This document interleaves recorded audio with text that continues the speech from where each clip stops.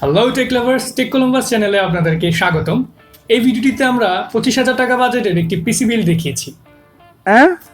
25,000 টাকা বাজেটের একটি পিসি বিল। 25,000 টাকা বাজেটের একটি পিসি বিল। অবশ্যই সাবস্ক্রাইব করবেন আমাদের চ্যানেলটিতে।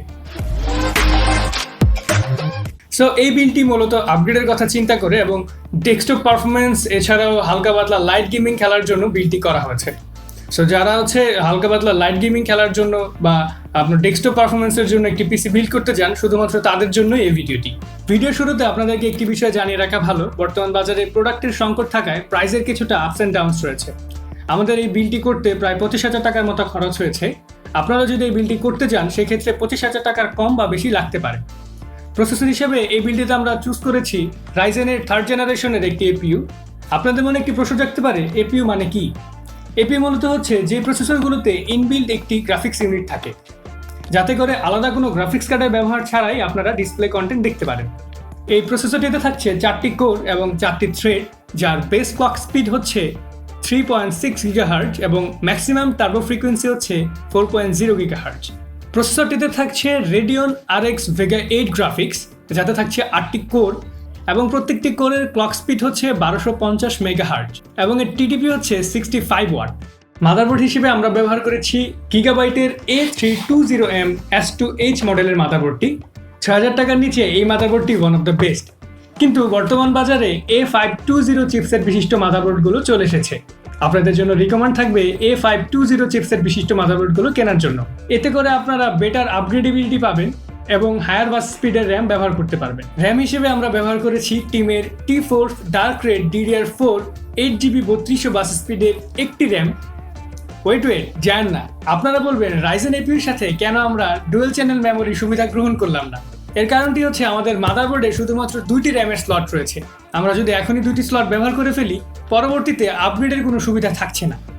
তবে যাদের ইনস্ট্যান্ট পারফরমেন্স বা গেমিং পারফরমেন্স প্রয়োজন, তারা অবশ্যই ডাবল স্টিক 4GB র্যাম ব্যবহার করবেন। এতে করে 30% পর্যন্ত বেটার গ্রাফিক্স পারফরমেন্স পাবেন। বিল্ডটি করতে যখন আমরা মার্কেটে যাই, তখন কোর্সের ভেঞ্জিন্স বা জি স্কেলের র্যাম মার্কেটে অ্যাভেলেবল ছিল না, যার জন্য বাধ্য হয়েই আমাদের টিমের র্যামটি ক্রয় করতে হয়েছে। তবে আমাদের জানা মতে এই মুহূর্তে কোর্সের ভেঞ্জিন্সের র্যাম মার্কেটে অ্যাভেলেবল রয়েছে।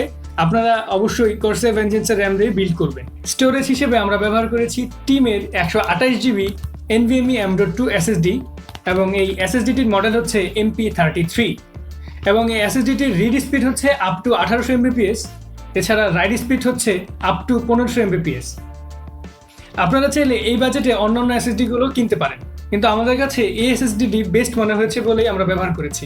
চেসিস হিসেবে আমরা ব্যবহার করেছি আমাদের কাছে থাকা ম্যাক্সগ্রিনের G561F ব্লু মডেলের চেসিসটি।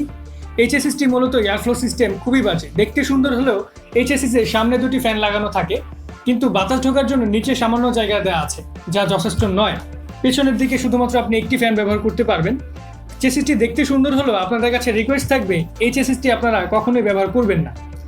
আপনারা চাইলে 2000 থেকে 2500 টাকার মধ্যে ভ্যালুটপের খুব ভালো ভালো চেসিস পেয়ে যাবেন, যা এয়ারফ্লো সিস্টেম খুবই ভালো হবে।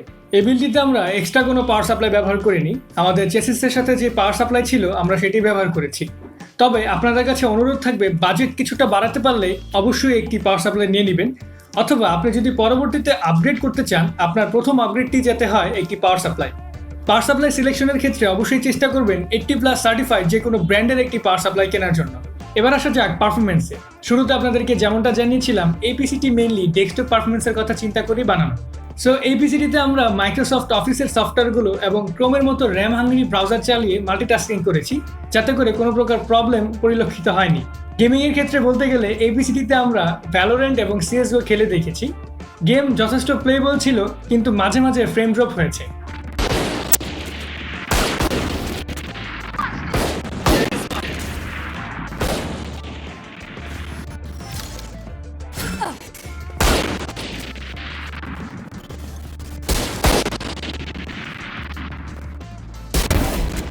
Well.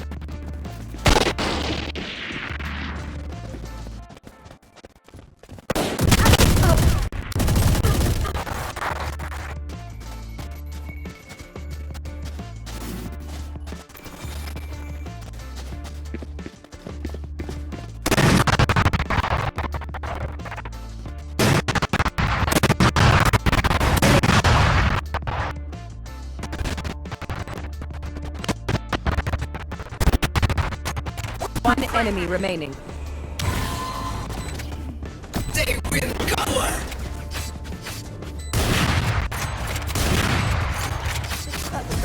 Don't stress. Attackers win. So easy. এছাড়া আপনি যদি ইমুলেটরে গেম খেলতে চান সেক্ষেত্রে আপনি পাবজি মোবাইল এবং ফ্রি ফায়ারের মতো গেমগুলো ইমুলেটরে খুব আরামসে খেলতে পারবেন। পিসি বিল্ড নিয়ে কোনো প্রশ্ন থাকলে আমাদের ফেসবুক গ্রুপে পোস্ট করার মাধ্যমে জানতে পারবেন, অথবা আমাদের ফেসবুক পেজে মেসেজ করার মাধ্যমে আপনার উত্তরটি পেয়ে যাবেন। আমাদের ভিডিওটি ভালো লাগলে অবশ্যই লাইক করুন, কমেন্টে জানান আপনার মতামত, শেয়ার করতে পারেন আপনার বন্ধুদের সাথে। এছাড়া আমাদের অন্যান্য যে সোশ্যাল মিডিয়া সাইটগুলো রয়েছে সেগুলোতেও ফলো করতে পারেন। দেখা হচ্ছে নতুন কোনো ভিডিওতে, ততদিন পর্যন্ত ভালো থাকুন, সুস্থ থাকুন। This is Sabbir Ahmed, signing off.